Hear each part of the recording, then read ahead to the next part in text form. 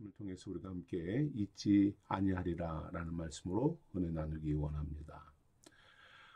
여러분에게 하나님은 어떤 분인가요? 우리 하나님은 은혜로우시고 자비롭고 사랑이 풍성한 분이지요. 개인마다 체험적인 고백이 나오게 됩니다. 하나님을 바라며 기도하게 되지요. 그러나 하나님은 아모스서를 통해서 우리에게 하시는 말씀이 있지요. 하나님은 심판하시는 분이다 말씀하고 있습니다. 아모스를 통해서 이미 하나님은 여러 차례 임박한 심판에 대해서 말씀하셨어요. 그리고 그것을 경고하시고 오늘은 그 네 번째 심판의 방법을 설명하고 있는 것입니다. 하나님은 심판하기 전에 먼저 회개의 기회를 주십니다. 그럼에도 회개하지 않을 경우에는 안타깝지만 최종적인 결정으로 심판이 부여되는 것입니다. 오늘 본문을 보면 하나님은 계속해서 심판에 대해서 경고하는 것을 또 볼 수 있어요. 그럼에도 이스라엘은 어땠습니까? 그들의 부패한 신앙, 부패한 정치, 그리고 변화를 거부하는 그들은 결국 하나님 앞에서 받아야 할 대가는 멸망밖에 없었다는 것을 우리는 역사를 통해서 보게 돼요. 8장에서 하나님은 심판의 때가 무르익었다 하십니다. 이제 앞에 세 번의 심판을 경고하셨지만 이제 8장의 네 번째 환상에서는 거의 이제 완전히 익었다, 이제 끝났다 라고 말씀하시며 여름과일의 환상을 보여주시는 겁니다. 추수의 시기가 되었습니다. 여름철의 실과 한 광주리를 보여주시면서 이제 거두어야 될 때다, 이제 더 이상 시간이 없다, 이제 마지막이다 라고 심판에 대해서 경고하고 계시는 것입니다. 오늘 말씀을 통해서 우리에게 주시는 이 시대에 주시는 하나님의 음성을 듣기 원합니다. 먼저는 심판이 임박했다 말씀하고 계십니다. 오늘 1절, 2절에서 아모스는 무엇을 보나요? 여름 실과 한 광주리를 봅니다.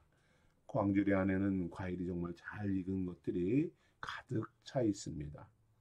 이 과일은 이제 따 먹어야만 합니다. 즉시 따지 않으면 과일이 어떻게 되는가요? 땅에 떨어져서 정말 아무도 먹지 않는 쓸모없는 과일이 되겠지요.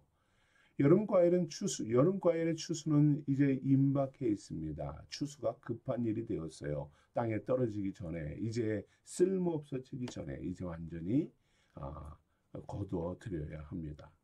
이 환상을 통해서 하나님은 마지막이다 경고하고 계시는 거죠. 광주리 안에 있는 과일이 완전히 익은 것처럼 이스라엘 백성들은 심판을 위해서 익은 사람들이 되었다 하시는 겁니다. 하나님은 더 이상 심판을 지체하지 못할 상황이 되었습니다. 하나님의 심판이 임박했다 하시지요. 아모스에게 하나님의 경고를 설명하듯이 우리에게도 하나님은 이제 들어라 라고 하시는 것입니다. 인생들이 죄를 버리지 않으면 하나님은 기다리고 기다리다 심판할 수밖에 없음을 말씀합니다. 많은 성도들이 편향적인 하나님에 대한 지식을 가지고 있는 경우가 많아요. 하나님은 사랑과 은혜와 자비와 긍휼이 많으신 하나님임을 너무 잘 압니다. 맞습니다. 그렇습니다. 그러다 보니까 하나님은 심판하지 못한다라고 생각을 하는 경우가 있는 것 같아요. 예를 들어서 우리 자녀들이 예를 들어 말썽을 부릴 때 부모들이 어떻게 합니까? 너 혼난다, 너 경고다, 세 번째다, 네 번째다. 차마 야단은 못 치고 좀 이제 제발 좀 정신을 차리라고 이렇게 경고만 하지요. 우리 아이들이 그러다가 우리 엄마 아빠는 맨날 저래 이렇게 지나가는 경우가 있습니다. 그러면서 나중에 이제 정말 혼날 때도 있는 것 같지요. 성경에 나오는 이 심판의 메시지를 마치 그와 같이 단순한 경고성, 우리 하나님은 맨날 이렇게 겁만 줘, 뭐 이런 식입니다. 사랑하시니까 또 없었던 일로 해주시겠지. 많은 사람들이 그래서 하나님의 심판을 참 준비하지 못하는 경우가 많은 것 같아요. 그러나 물론 하나님은 사랑과 은혜로 심판을 끝까지 지체하시는 분입니다. 끝까지 참고 참으세요. 그러나 결국에는 심판합니다. 무엇을 심판합니까? 오늘 7절의 말씀을 보면 이렇게 말씀하고 있어요. 내가 그들의 모든 행위를 절대 잊지 아니하리라. 하나님은 인생들이 범하는 모든 죄를 하나도 잊지 않겠다 하십니다. 모두 다 기억하고 그리고 심판의 때에 다 다루시겠다 하십니다. 우리는 우리의 죄를 잃어버리지만 하나님은 잊지 못하시는 겁니다. 왜 그럴까요? 너무 안타까우니까. 너무 하나님이 보실 때 이러면 안 되는데 이런 긍휼의 마음으로 보시니까 잊지 못하는 겁니다. 여러분, 우리 아이들이 말썽을 부렸을 때 잊지 못하는 게 있지요. 얼마나 심각한지 알기 때문입니다. 얼마나 그것이 잘못된지 알기 때문입니다. 우리 주님은 우리의 모든 것 하나하나를 잊지 않으십니다. 뭐 보복하기 위해서, 원수 갚기 위해서 아닙니다. 너무 사랑하기 때문에, 너무 안타까워서 잊지를 못하세요. 그러나 하나님이 잊어주시겠다 할 때가 있습니다. 이 모든 것 절대 잊지 못하는데 잊어버리겠다, 없었던 일로 해주겠다 하는 유일한 한 가지 방법이 있지요. 사도행전 3장에 말씀하시듯이 너희가 회개하고 돌이켜 너의 죄 사함을 없이 받아라 라고 합니다. 너의 죄 없이 함을 받을 때, 회개하고 예수 그리스도를 믿을 때에 하나님은 우리의 모든 죄를 없이 해주시는 겁니다. 그냥 잊어주는 게 아니라, 하나님이 경고하시다 그냥 없었던 일로 쳐주는 게 아니라, 내가 정말로 회개하고 돌이킬 때에 하나님이 잊어주시는 겁니다. 그가 우리 죄를 없이 하려고 나타나신 바 된 것을 너희가 아나니 그에게는 죄가 없느니라. 요한 1서에서도 말씀하듯이 예수 그리스도가 오심은 바로 우리의 죄를 없이 하기 위함이었다 말씀합니다. 그렇습니다. 성도는 선택해야 합니다. 하나님의 심판에 대한 경고에 회개하기를 거부할 것인가? 그래서 끝끝내 하나님이 우리의 모든 죄를 기억하시고 심판하게 될 것인가? 아니면 심판의 말씀을 듣고 회개하고 죄를 버리고 예수 그리스도를 따라서 죄 없이 함을 용서받을 것인가? 다 잊어주시는 은혜를 누릴 것인가? 우리는 선택해야 합니다. 임박한 하나님의 심판에서 여러분은 무엇을 선택할 것입니까? 하나님의 심판이 다가옵니다. 끝끝내 회개할 시간을 주십니다. 지금이 그 시간이고 지금이 구원 얻을 때라는 사실입니다. 회개가 주어질 때에, 내 안에 깨달음이 있을 때, 내 안에 은혜를 주실 때 그것을 놓치지 말아야 합니다. 죄 없이 함을 받아 주님과의 관계가 회복될 때에 우리 안에 구원과 은혜가 충만해짐을 우리는 경험하게 됩니다. 저도 항상 이 소망으로 살게 돼요. 항상 주님 앞에 회개하고 나의 어리석음을 내려놓을 때, 정말로 그것을 내려놓을 때 내 안에 평안이 있고, 그리고 그 이전에 했던 모든 잘못과 어리석음들을 나도 잊어버리게 되는, 하나님이 잊어주시게 하는 은혜를 경험하게 되는 것 같습니다. 임박한 진노에서, 그 임박한 진노에서 우리가 구원받을 수 있는 것, 예수 그리스도를 믿음으로 죄사 회개하여 죄사함 얻는 사실, 이 은혜를 기억하시기 바랍니다. 그렇다면 하나님은 어떤 죄를 심판하시겠다, 끝끝내 잊지 않고 심판하겠다는 것은 무엇인가요? 오늘 말씀에서 인생들은 무엇을 회개하지 못하고 있나요? 끝까지 버리지 못하고 부여잡고 살아가는 것이 무엇인가? 오늘 말씀합니다. 도대체 심판을 받을지언정 포기하지 못하는 것이 무엇인가입니다. 그리고 심판하시는 하나님께서 인생들에게서 찾아내는 것이 무엇인지 아모스는 우리에게 경고하고, 하나님이 가장 싫어하는 것이 무엇인가 말씀하고 있습니다. 4절 말씀을 보십시오. 가난한 자를 삼키며 땅에 힘없는 자를 망하게 하려는 자들아, 이 말을 들으라 하십니다. 궁핍한 자를 삼키고 가난한 자에게 고통을 주는 자들아 들어라.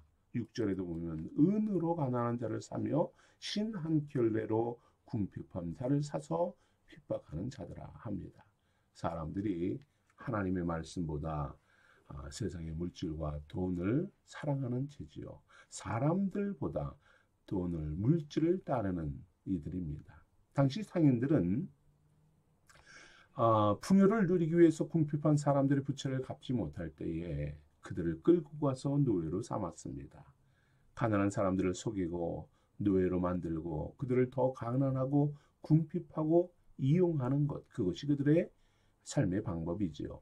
하나님은 가난한 자들을 돕고 보호하기 위해서 다양한 성경의 법을 말씀하셨어요. 그리고 하나님은 고아와 과부의 아버지다라고까지 말씀합니다. 그럼에도 불구하고 이스라엘 백성들은 하나님의 법을 다 잊어버리고 그들에게 관심을 두는 것 없었습니다. 오로지 자기 자신뿐이지요. 자신의 유익과 풍부함이 먼저인 사람들입니다.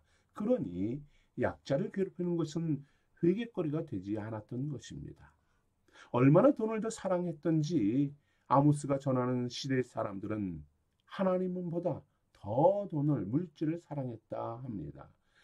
안식일을 지키고 성전에 오고 가면서 제사를 드리기까지 합니다. 예물을 드리기까지 해요. 그런데 5절의 말씀을 보면 이렇게 말합니다. 안식일이 끝날 때를 기다리지 못합니다. 언제 이 안식일이 끝나나 빨리 좀 지나갔으면 좋겠다 하는 거죠. 왜 그렇습니까? 예배보다 빨리 더 장사해야 되고 빨리 돈을 벌어야 하는데 이 예배 하루가 너무 길다라고 느껴지는 겁니다. 곡식을 팔아서 이익을 남겨야 되고 그리고 저울을 숙여서 더 많은 걸 남기고 그리고 쓸모없는 음식을 팔아서 돈을 벌어야 되는데 왜 이렇게 안식일이 긴지 모르겠다 하는 겁니다. 바쁘게 살아가는 현대 사회도 이러한 유혹에 빠지는 이들이 있지 않나 하는 생각을 해요. 마지못해 예배는 참석하지만 우리 마음과 생각이 그리고 삶을 이끄는 것이 물질과 그러한 즐거움에 빠지는 경우가 얼마나 많습니까? 우리 주님이 찾으시는 사람은 어떤 사람인가요? 신령과 진정으로 예배하는 자를 찾으십니다. 우리가 오직 예배를 귀히 여기고 거룩하고 정성스럽게 여기는 사람을 주님은 만나주시는 분입니다. 예배 시간 동안 하나님이 아닌 다른 것에 마음을 빼앗기는 것, 글쎄요, 하나님은 절대 기뻐하지 않으신다 합니다. 집중하자 하십니다. 하나님은 이러한 이것을 죄다 여기십니다. 하나님의 인생들의 이와 같이 행위를 잊지 않으시겠다 하시는 겁니다. 거짓되고 물질의 탐욕에 사로잡혀 하나님과 사람들을 경멸하는 이러한 것, 심판이다 하시는 겁니다. 이러한 범죄한 인생들에게 하나님의 심판의 방법은 무엇입니까? 그것의 결말은 무엇인가요? 하나님은 어떻게 죄인을 심판하신다 말씀합니까? 오늘 3절의 말씀을 보면 무서운 경고가 나옵니다. 그날의 궁전의 노랫소리가 애곡으로 변할 것이다. 곳곳에 시체가 많아서 사람들이 조용히 시체를 갖다 버릴 것이다 합니다. 흥겨운 노랫소리가 나던 궁전에서 애곡하는 소리가 납니다. 너무도 많은 시체가 생겨서 잠잠히 조용히 갖다가 버릴 지경이 되었어요. 말씀 그대로입니다. 죄의 삭선 사망이다 라는 사실입니다. 죄를 범하고 회개하지 않을 때 발생하는 결과는 단 하나죠. 사망입니다. 오늘 본문은 이스라엘의 육체적인 사망을 증거하고 있어요. 그러나 그것은 더 나아가 영적 사망도 말씀하는 것입니다. 또한 생명을 다하기까지 회개를 거부하게 된다면 마지막에는 영원한 사망에 이르게 된다는 것을 성경은 우리에게 증거하고 있지 않습니까? 하나님은 범죄한 인생들이 죽어나갈지라도 침묵하시는 분입니다. 그들이 당할 사망 가운데 주님은 놔두시는 분입니다. 더 이상 그들에게 임재하지 않으시고 그들을 건지시지 못합니다. 왜요? 하나님은 범죄한 인생들, 그들의 호소와 고통과 그들의 부르짖음에 응답하실 수 없는 것이지요. 왜냐하면 하나님을 무시하고 거절하고 죄에서 떠나지 않은 이들에게 하나님의 관심은 떠나버리기 때문입니다. 그들이 하나님을 등지고 살아가기 때문에 돌이켜라 라고 해도 등을 지고 있기에 하나님의 긍휼을 얻을 수가 없는 것입니다. 인생들이 고통을 당하고 죽어나고 심판을 받는 것, 이것이 하나님의 관심을 끄는 것이 아니에요. 하나님의 관심을 끄는 것, 이 죄는 우리가 우리의 기도를 하나님께 올라가지 못하게 하고 하나님의 응답을 거부하는 삶을 살게 하는 것입니다. 여러분, 그러나 하나님의 관심을 끄는 것, 하나님이 관심을 두시고 사랑하고 은혜 베푸는 것, 그것은 누구입니까? 회개하는 상한 심령이라는 사실입니다. 주를 찾는 자들을 주님은 불쌍히 여기시고 긍휼히 여기시는 분이지, 등을 지고 하나님을 떠난 자들에게, 하나님은 아무리 부르고 불러도 돌아오지 않는 자들에게 하나님은 관심을 두실 수가 없는 겁니다. 하나님은 사랑과 침묵으로 인생들을 심판하십니다. 혹시 하나님의 침묵, 이것이 우리의 삶 속에 주어지지 않나? 혹시 내가 하나님 앞에 등을 지고 있지는 않은가? 우리는 항상 우리 자신을 점검해야 합니다. 하나님의 음성에서 우리의 귀가 닫혀져 있지 않은가 돌아봐야 합니다. 사망이 아닌 생명으로 인도하시는 하나님의 섭리를 사모하시기를 소원합니다. 결국에 하나님의 심판은 범죄한 인생들에게만 그치지 않고요, 사회와 자연, 피조 만물 모든 것에도 이어진다라고 9절과 8절, 9절 이어서 말씀하고 있습니다. 다양한 범죄와 문제들로 인해서 사회의 기초까지 피조된 하나님 모든 것들이 파괴되고 무너지고 폭력적으로 변한다는 사실입니다. 오늘 하나님은 아모스를 통해서 임박한 하나님의 심판을 선포하고 계세요. 더 이상 방치할 수 없고 미룰 수 없는 긴급한 것입니다. 우리가 살아가는 사회를 돌아보십시오. 우리의 상황도 아모스의 시대와 크게 다르지 않지 않나 하는 생각을 합니다. 여름 실과의 끝자락에 있다 해도 과언이 아닙니다. 이 암이 지금 과일들이 떨어져 쓸모없이 되고 있는 시대가 아닌가 싶습니다. 주님은 더 이상 기다릴 수 없다 하실 수 있는 시대를 우리가 살아갑니다. 이런 시대를 살아가는 성도들은 항상 자신을 하나님 앞에 돌아와야 합니다. 우리가 항상 새롭게 하고 주의 말씀으로 우리가 서야 합니다. 모든 죄를 심판하시는 하나님께서 회개한 정결한 영혼을 찾으십니다. 하나님의 긍휼의 은혜를 덧입기를 소망합니다. 부르실 때에 등을 지는 것이 아니라 주님을 향해 두 팔을 벌려 나아가는 성도가 되기 원합니다. 우리의 모든 연약함을 내려놓고 주님을 향하여 나아가는 우리 되기 원합니다. 또한 무르익은 이 세상을 향한 하나님의 공의와 심판을 외치는 선지자적인 삶을 우리도 살아내야 합니다. 하나님을 떠나고 등지고 살아가는 범죄가 가득한 시대에 주의 말씀을 대원하였던 아모스와 같이 헌신하는 일꾼을 찾으신다는 사실입니다.